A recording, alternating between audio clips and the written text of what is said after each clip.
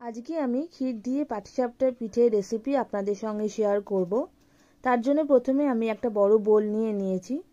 তার মধ্যে আমি 1.5 কাপ চালের গুঁড়ো, 1 কাপ ময়দা, 1/4 কাপ সুজি আর 1/4 কাপ চিনি দিয়ে নিয়েছি। এখানে কিন্তু সুজি আর চিনিটা সমপরিমাণেই পড়বে। তারপরে সমস্ত ড্রাই ইনগ্রিডিয়েন্টসগুলো ভালো করে মিশিয়ে নেব। আপনাদের খেয়াল রাখতে হবে পরিমাণটা যেন ঠিকঠাক হয়, তবেই কিন্তু পিঠের যে ব্যাটারটা সেটা কিন্তু সহজেই ফ্রাই প্যান থেকে উঠে আসবে, না হলে কিন্তু পুড়ে যেতে বা আটকে যেতে পারে। ভালো করে মিশিয়ে নেওয়ার পর আমি দুধ দিয়ে একটা স্মুথ ব্যাটার তৈরি করে নেব। দুধটা কিন্তু প্রথমেই অনেকটা ঢেলে দেব না, আস্তে আস্তে দুধটা অ্যাড করব, যাতে ভালো করে স্মুথ একটা ব্যাটার তৈরি হয়। ব্যাটারটা যেন খুব পাতলা না হয়ে যায়, খুব ঘনও না থাকে, মিডিয়াম থাকবে। তবে শুরুতে প্রথমে আমি একটু পাতলা ব্যাটার বানিয়ে নেব, কারণ আধ ঘন্টা যখন রেস্ট করতে দেব তখন সুজি বা চালের গুঁড়োটা দুধটাকে অ্যাবজর্ব করে একটু ফুলে উঠবে, ব্যাটারটা একটু ঘন হয়ে যাবে। এরকম একটা স্মুথ ব্যাটার আমি বানিয়ে নিয়েছি। এরপরে মোটামুটি 2 কাপ মতো দুধ আমি এখানে অ্যাড করেছি। 2 থেকে আড়াই কাপ মতো দুধ লাগবে। তারপরে আধ ঘন্টার জন্য ঢাকা দিয়ে আমি রেস্ট করতে দেব। তার মধ্যে আমি ক্ষীরটা বানিয়ে নেব। ক্ষীর বানানোর জন্য আমি ফ্রাই প্যানের মধ্যে 1 কাপ মতো দুধ দিয়ে নিয়েছি। দুধ দেওয়ার পর দুধটা একটু গরম হয়ে যাওয়ার পর তার মধ্যে 1 কাপ মতো আমি ক্ষীর অ্যাড করব। খোয়া ক্ষীর দিয়েছি আমি এখানে। খোয়া ক্ষীরটাকে আমি ভালো করে গ্রেট করে নিয়ে তারপরে এখানে দুধের মধ্যে দিয়েছি। তার মধ্যে আমি দেব বড় 1 চামচ ঘি। আপনারা যারা ঘি দেন তারা তো ঠিক আছে, যারা দেন না তারা অনেক ঘি দিয়ে নেবেন, দেখবেন খুব সুন্দর একটা ফ্লেভার আসে, একটা খুব সুন্দর টেস্ট হয়। আর দেব বড় চামচে 2 চামচ নলেন গুড়। এখন যেহেতু শীতকাল, নলেন গুড় অ্যাভেলেবেল, তাই এটা দিলে কিন্তু টেস্ট অনেকটাই বেড়ে যাবে।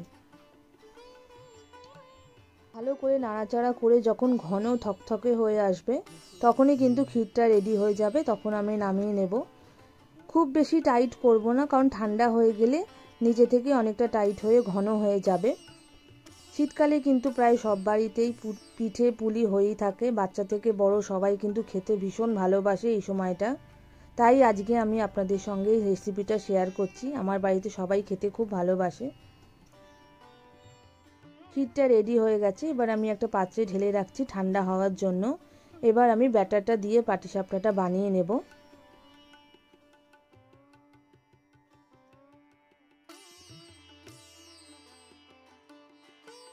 আমি এখানে নলেন গুড় দিয়েছি, আপনারা চাইলে নর্মাল যে কোনো গুড় ইউজ করতে পারেন, তবে চিনির থেকে গুড় দেওয়াটা অনেক বেশি হেলদি হয়, তাই আমি এখানে গুড় দিয়েছি। আপনারাও গুড় দিয়ে বানাবেন।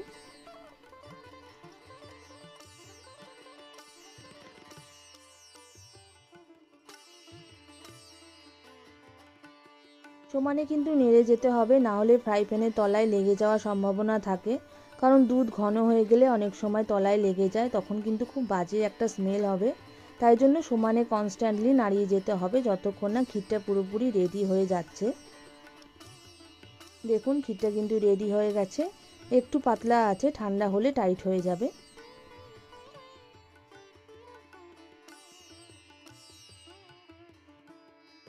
একটা বাটির মধ্যে আমি ক্ষীরটাকে ঢেলে রাখলাম ঠান্ডা করার জন্য।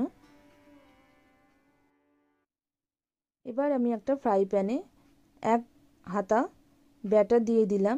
ব্যাটারটা কিন্তু ভালো করে এইভাবে ছড়িয়ে দিতে হবে, আর ততক্ষণ ওয়েট করতে হবে যতক্ষণ খুব ভালো করে ওপরটাও সেদ্ধ না হয়ে যাচ্ছে। তারপরে আমি যে ক্ষীরটা বানিয়েছিলাম সেটা মাঝখানে দিয়ে ভালো করে রোলের মতো পাকিয়ে দিলেই রেডি হয়ে যাবে পাটিসাপটা। আপনার যদি মেজারমেন্টটা ঠিক থাকে তাহলে কিন্তু খুব সহজেই ব্যাটারটা থেকে এইভাবে পাটিসাপটাটা রেডি করে ফেলতে পারবেন। ভেঙে যাবে না বা ছিঁড়ে যাবে না, পুড়েও যাবে না। লো ফ্লেমে করবেন যাতে ভালোভাবে পাটিসাপটাটা সেদ্ধ হয়।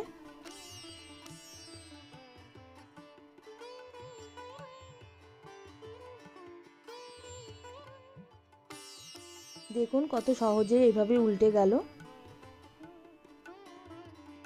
পাটিসাপটাটা রেডি হয়ে গেছে, এরকম হালকা ব্রাউন করে ভেজে নিতে হবে।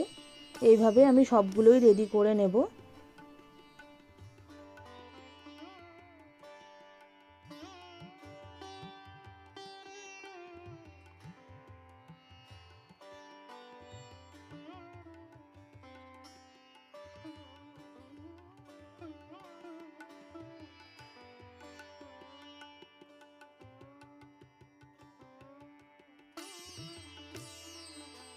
প্রথমে হয়তো দু একটা ছিঁড়ে যেতে পারে বা পুড়ে যেতে পারে, কোনো অসুবিধে নেই। তারপর থেকে আস্তে আস্তে ঠিক হয়ে যাবে। পাটিসাপটা আমার রেডি হয়ে গেছে, আমি সার্ভ করে দিয়েছি। দেখুন কত সুন্দর দেখতে লাগছে, আর খুব সুন্দর একটা গন্ধও বেরোচ্ছে। ঘি আর নলেন গুড়ের একটা দারুণ ফ্লেভার আছে, সেটার গন্ধই বেরোচ্ছে। এবার আমি ভেঙে দেখাবো পাটিসাপটাটা কেমন হয়েছে। এখন একটু গরম আছে, তাই আপনারা ঠান্ডা করে তারপরে ভেঙে দেখবেন। দেখুন ভীষণ সফট হয়েছে, স্মুথ হয়েছে, দেখতেও খুব সুন্দর লাগছে, আর অবশ্যই খেতেও কিন্তু ভীষণ টেস্টি হয়। আপনারা অবশ্যই বাড়িতে এইভাবে বানিয়ে আমাকে কমেন্ট করে জানাবেন কেমন হয়েছে। আমার রান্না যদি আপনাদের ভালো লাগে তাহলে অবশ্যই আমার চ্যানেলটাকে লাইক, শেয়ার এবং সাবস্ক্রাইব করবেন। বেল আইকন ক্লিক করতে একদম ভুলবেন না। আজকের মতো এই অবধি, নমস্কার।